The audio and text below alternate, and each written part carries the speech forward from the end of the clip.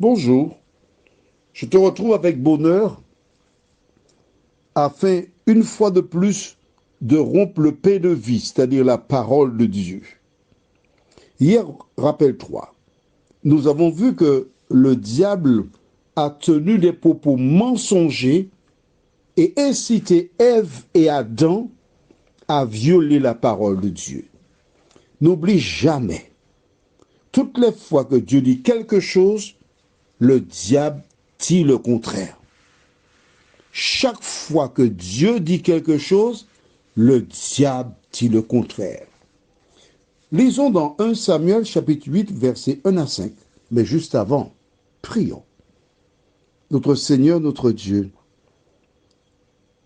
merci de nous aider à garder à l'esprit que notre ennemi, le diable, rôde comme un lion rugissant, cherchant qui il dévorera.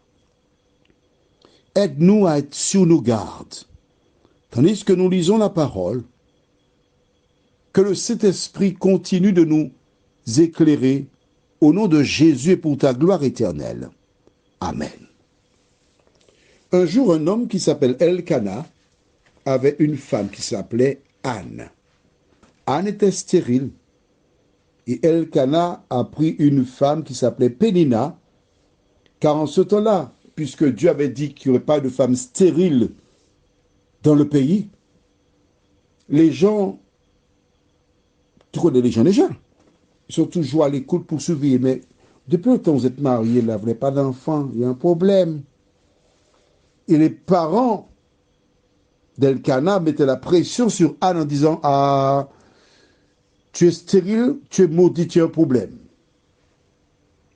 Et les gens, à l'époque, cherchaient à avoir un enfant, surtout un garçon, car, je l'ai déjà expliqué, c'était la garantie pour les vieux jours des parents. Et Elkana a pris une femme, Pénina, qui faisait des enfants. Alors, Elkana a soufflé. Ouf, c'est pas moi le problème, c'est Anne. Et un jour, Anne, fatiguée par les ragots, les regards malveillants, elle se rendit dans le temple et pria, demanda à Dieu de lui donner un enfant, un garçon, et qu'il allait le laisser à son service. Elle voulait juste d'un enfant pour démontrer qu'elle n'était pas maudite. Dieu entendit et exauça la prière. Et ainsi, lorsque l'enfant fut sevré, elle l'emmena au prophète Élie, sacrificateur Élie, pardon, et ce petit Samuel était dans le temple. Il grandit et il devint un grand prophète de l'Éternel. Du reste, c'est lui qui a oint, c'est-à-dire versé l'huile sur la tête de Saül, le premier roi d'Israël, et ensuite il a fait avec David. Donc c'est une personne à ses côtés. Et qu'est-ce qui se passe? Nous lisons maintenant chapitre 8, versets 1 à 5. Lorsque Samuel devint vieux, il établit ses fils juges sur Israël. Son fils premier-né se nommait Joël et le second Abijah. Ils étaient juges à Beersheba. Les fils de Samuel ne marchèrent point sur ses traces. Ils se livraient à la cupidité, recevaient des présents et violaient la justice. Tous les anciens d'Israël s'assemblèrent et vinrent auprès de Samuel à Rama. Ils lui dirent, « Voici, tu es vieux, et tes fils ne marchent point sur tes traces. Maintenant, établis sur nous un roi pour nous juger comme il y en a chez toutes les nations. »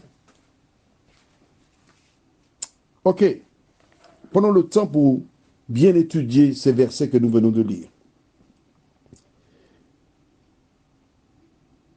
Les sacrificateurs étaient en poste de père en fils.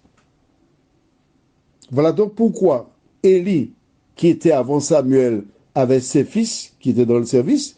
Ils étaient de mauvais gardements. Samuel, qui a deux fils, aussi mauvais gardements. Comment comprendre cela?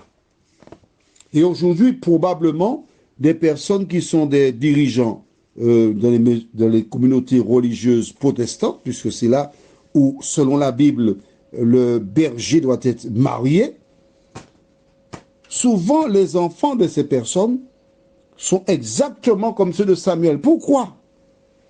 Parce que le diable sait que ces personnes sont censées prendre la relève. Alors il cherche à les détruire pour qu'ils ne remplissent pas la mission. Alors les anciens se réunirent et que demandent-ils à Samuel? Écoute, établis sur nous un roi. Tes fils ne font pas l'affaire. Ils n'ont pas laissé le choix à Samuel.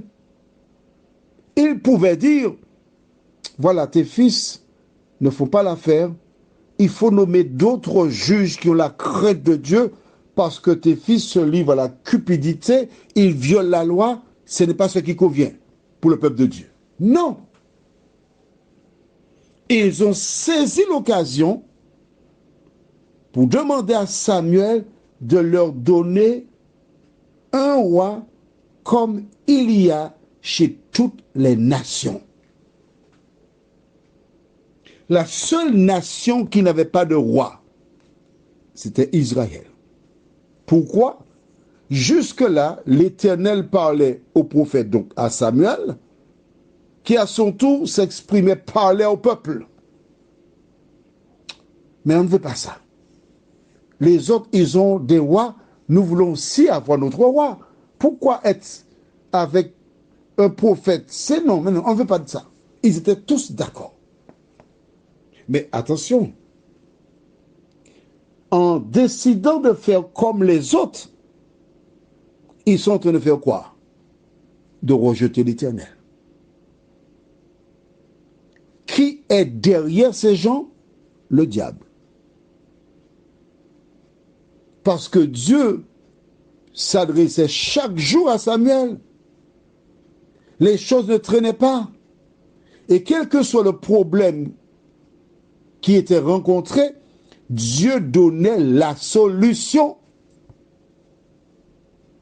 Pourquoi? Parce qu'il est éternel.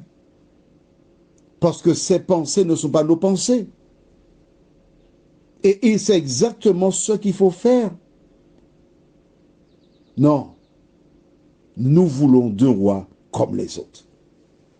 Pourtant, Dieu avait clairement indiqué à ces personnes leur statut. On le verra prochainement. Mais le diable, lui, il avait besoin de mettre quelqu'un pour faire quoi? Détourner le peuple de la vérité. Voilà pourquoi il demande un roi comme les autres nations. Du reste, nous verrons ce que Dieu dira de cette affaire. Comme il y en a chez toutes les nations. Ces personnes oublièrent qu'ils étaient la lumière du monde. Ces personnes oublièrent qu'ils n'étaient pas comme les autres. Ils étaient uniques, puisqu'ils avaient le Créateur des cieux et de la terre qui leur parlait. Prions. Notre Seigneur et notre Dieu, nous te remercions pour le bonheur de te connaître, pour la grâce d'avoir la parole, la Bible, qui nous indique ce qui par le passé arriva. Merci Seigneur pour la parole. Merci pour le Saint-Esprit qui nous permet de comprendre. Aide-nous Seigneur à tirer les leçons. Nous t'avons prié au nom de Jésus pour ta gloire éternelle. Amen. Je te souhaite une bonne journée et j'espère te retrouver si Dieu veut demain. Et n'oublie pas, n'aie pas peur.